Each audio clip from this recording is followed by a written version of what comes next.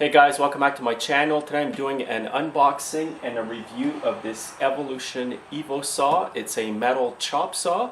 Now Evolution sent me the saw to do this, to show it to you guys, so it is a sponsored video. And just so you guys know, I only review things that I think can be helpful or useful to my YouTubers, especially if they're into the small engine repair business. So to start with, I'll just give you a quick overview of the box here. Now they're on all these social media outlets here. And the name of the company is Evolution. It says here that they are British designed. Now what's supposed to be really good about this saw is the blade that you use to cut the metal with. It's not an abrasive blade, it's a metal blade. I'll show it to you once I unbox the saw. And by the way guys, you get a 3-year warranty with this saw. And here's their website. I'll put that link under the video. And I will also put a link to this exact saw that I'm reviewing today. And before I open up the box guys, this is the metal samples that they sent me that I will be testing the saw with. And this will be the biggest piece of all, this I-beam. I was actually quite surprised to see a piece of metal this big come with the saw. And I'm kind of anxious to see how it cuts through this big piece. Alright, let's get right into the unboxing. I've already taken the tape off. You're going to get this, the manuals. This must be for a handle or something. Now there's a few goodies in here, a pair of safety glasses, some earplugs. Now that's really smart that they sent an extra pair of brushes. And this here is some kind of piece of metal. I guess I'll find out as I open the box up and look at the saw. Now I'm going to take this out. And here's the saw. It looks quite sturdy and big actually. And there's actually quite a bit of weight to this saw guys. And once you take the saw out of the box, there is nothing left in there. So at this point, I'm just going to take the plastic off.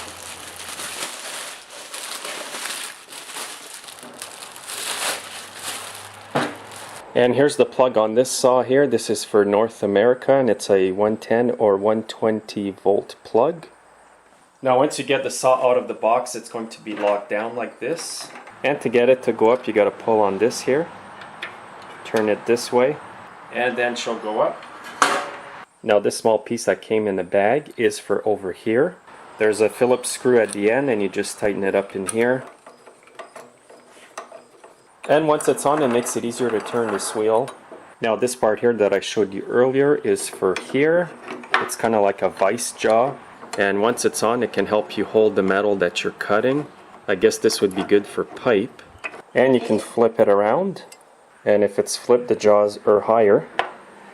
Now this is actually a 14-inch blade, and it's actually made in Japan. And here are the specs on this blade. And there's a good guard for the blade as well.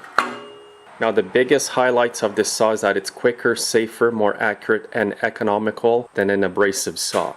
And 20 abrasive discs equals 1 of this blade over here. And these blades are made with carbide teeth. Now make sure you've got the appropriate blade for what you're cutting in this saw. The one today is for steel. Now you can buy different blades from Evolution to cut different types of steel.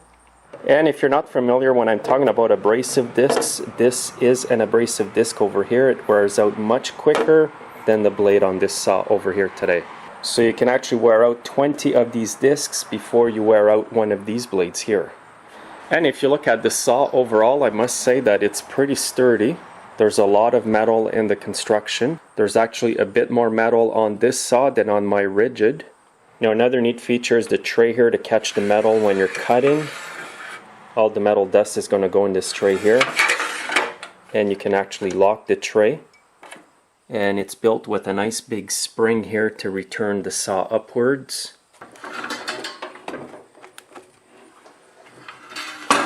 And when you want to replace the blade, you can use this as the lock to lock it to undo the bolt that holds it. And the base here is solid metal. All the parts here are metal. And you can also set the angle using this part over here. And there's the gauge with the degrees.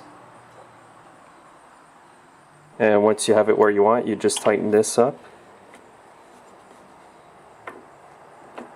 And there's also an Allen wrench here in case you want to remove this bolt over here. And that bolt over here is to set the height or the depth that you want the saw to go. I'm just going to leave it where it is for now. And there's a nice big handle here and a big switch lever. And this is the safety you must press in before you can actually push in the switch. At this point here, it's time to try out this saw, and I'm anxious to see how it does in the samples that they actually sent me with it.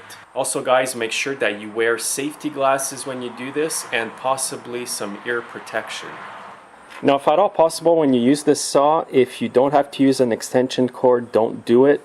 If you do have to use an extension cord, make sure it's of the same gauge as the cord of the saw you receive. This is a 14 gauge cord. So what I'm doing is using a short extension that is 14 gauge as well. You don't want to use a smaller extension cord than the cord of the saw because you could end up causing damage to the motor. Now here are all the metal samples I got with the saw. I'm going to start with the smallest pieces and work my way up to the biggest piece. And I will be giving the saw a break in between the cuts of the bigger pieces. I'll just put in the rebar. Now rebar is not that hard of a metal, so it should cut through that pretty quickly. So here we go on the first piece of metal.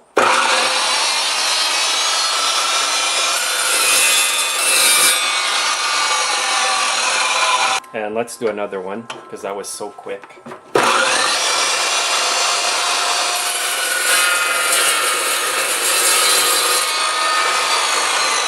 So that was really easy. I didn't have the piece properly secured earlier and it bounced out and made this little nick here, so that's my fault. Now this is an actual steel rod. It's a bit harder than the rebar. And make especially sure that you have the metal mounted in there really securely when you do this.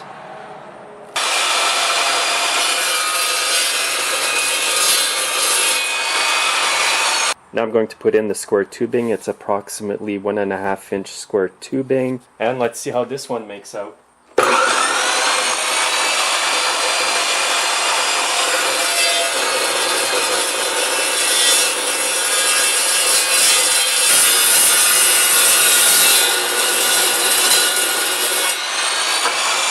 Actually, this is quite impressive.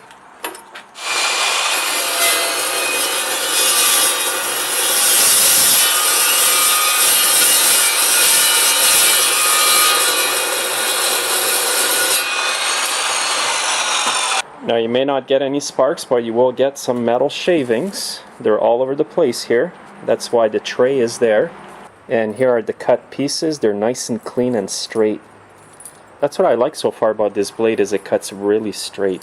Way straighter than abrasive discs. And now I'm getting into the bigger angle iron.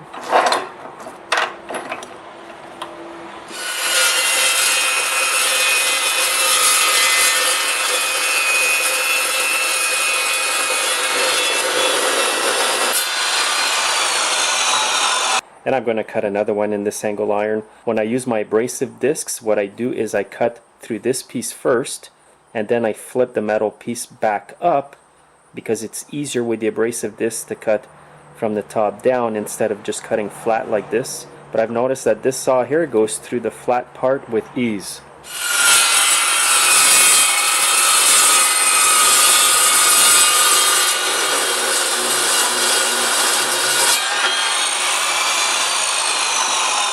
Now it's time for the big piece, and I'm curious to see how that's going to make out.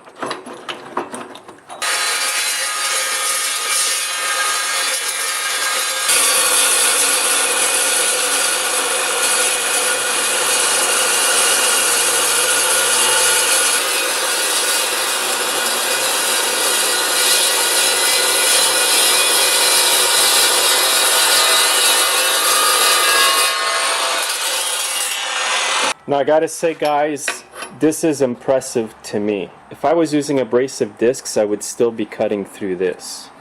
I mean, look at the cut. It's nice and clean, it's straight, and it was really quick. As you can see, I'm holding the piece in my hand right after cutting it, and I can bear the heat. It's not even burning my hand. Actually guys, I don't think I want to go back to abrasive discs after using this blade here to cut this steel. This is amazing. I saw hardly any sparks. I may have seen just a few, but nothing serious, nothing major. Now what I've put in the machine is a piece of my own metal that I had cut with my plasma cutter when I was practicing. I just want to test it out on metal that they did not send me. And I just want this piece here to be nice and clean at the end.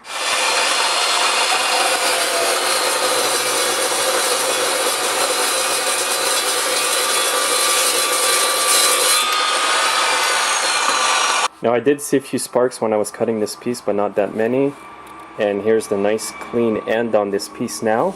Now I will cut another piece of this square tubing because I put it in this position with the vice jaw. That's the piece I showed you at the beginning of the video. And here you can see how it's holding it on an angle just so that it cuts easier through the steel. Then you're not cutting on a flat piece.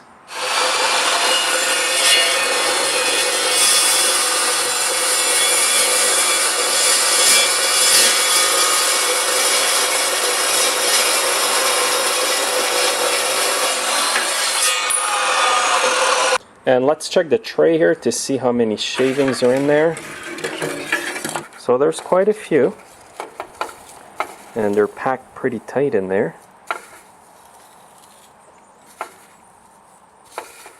It's kind of neat actually.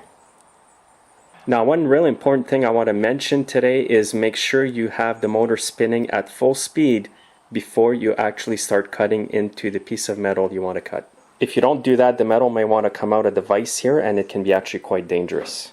Now when you use this saw, you want to make sure that you have your safety equipment on, like your safety glasses, and preferably it's better if you wear long sleeves because sometimes the metal shards fly up in the air. And it's also good if you're going to do a lot of cutting to wear some kind of ear protection. And if you already have a chop saw, I would also recommend buying the Evolution blade because it does save a lot of time in comparison to using abrasive discs. And once I use up all my abrasive discs in my rigid cutoff saw, I'm going to get this blade and put it onto that one as well. You're actually going to pay a bit more money for this blade up front, but I think it's a good investment. So thanks again for watching, guys, and I also want to send a special thank you to Evolution Tools for sending me the saw today to make the video. Make sure to look at their links under the video today. You can also follow me on Facebook, Google+, Twitter, and Instagram. And have yourselves a great day.